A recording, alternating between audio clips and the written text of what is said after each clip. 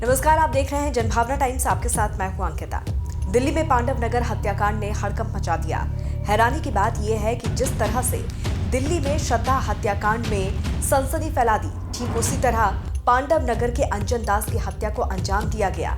इस हत्याकांड का खुलासा भी कत्ल के 5 महीने बाद सोमवार को हुआ, लेकिन अभी भी कुछ सवालों के जवाब नहीं मिल पाए हैं। दरअसल पुलिस को रामलीला मैदान से लगातार इंसानी शरीर के टुकड़े मिल रहे थे, लेकिन इन टुकड़ों को फेंकने वाला कौन था, ये पता नहीं चल पा रहा था। क्राइम ब्रांच की कड़ी मशक्कत के बाद पुलिस ने इस मामले का खुलासा किया, लेकिन ये पुलिस के लिए इतना आसान नहीं था। पुलिस ने रामलीला मैदान के आसपास के घरों में जाकर फ्रिज की तलाशी ली, साथ ही लोगों से पूछताछ भी की। पुलिस को इस हत्याकांड के खुलासे में किस कदर मशक्कत करनी पड़ी, इस बात से आप अंदाजा लगा सकते हैं कि इलाके में कई ब्लॉक्स हैं और इन ब्लॉक में सैकड़ों मकान हैं जिनकी पुलिस ने तलाशी ली। सबसे पहले पुलिस ने रामलीला मैदान के सामने मौजूद ब्लॉक 20 की तलाशी ली, जिसमें करीब 500 मकान बताए जा रहे हैं। ऐसे में अंदाजा लगा सकते हैं कि पुलिस के लिए ये मामला कितना पेचीदा रहा होगा।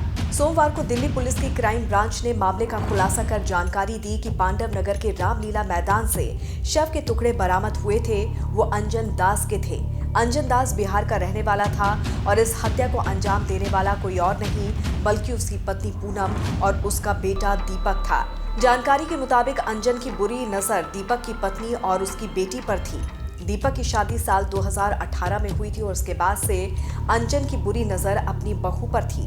पुलिस ने बताया कि अंजन की बुरी नजर की वजह से ही दीपक और उसकी मां बेहद परेशान रहते थे और इसी वजह से हत्या की साजिश इन दोनों ने रची। अंजन को नशीली दवा देकर उसका गला काट दिया गया और उसके बाद खून बहने का इंतजार किया गया और अगले दिन उसके शव के 10 टुकड़े कर दिए। यह हत्या ठीक उसी तरह से की गई जिस तरह से श्रद्धा की हत्या की गई थी। पूनम और दीपक ने शव के टुकड़े किए और उन टुकड़ों को फ्रिज में रखा और साथ ही हर दिन पूनम और दीपक इन टुकड़ों को बैग में भरकर फेंकने जाते थे। नवंबर में श्रद्धा मर्डर का खुलासा हुआ। आफ्ताब ने बताया कि किस तरह से उसने श्रद्धा की निर्मम हत्या की और उसके शव के टुकड़ों को अलग अलग इलाकों में फेंक दिया। इसी दौरान पुलिस ने पांडव नगर मामले की जांच भी शुरू की। पुलिस को यह भी शक था कि पांडव नगर की रामलीला मैदान में शव के जो टुकड़े मिल रहे थे कहीं वो श्रद्धा के तो नहीं थे, लेकिन जांच में पता चला कि शव के टुकड़े किसी पुरुष के हैं।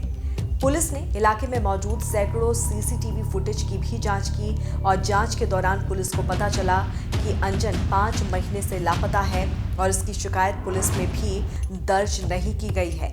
इसके बाद पुलिस ने अंजन की पत्नी और बेटे से संपर्क किया। जब कड़ाई से पूछताछ की तो सच सामने आ गया।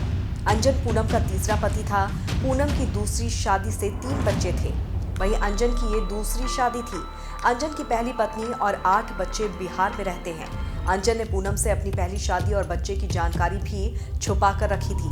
वहीं अंजन कोई काम नहीं करता था और पूरी तरह से पूनम के ऊपर आश्रित था।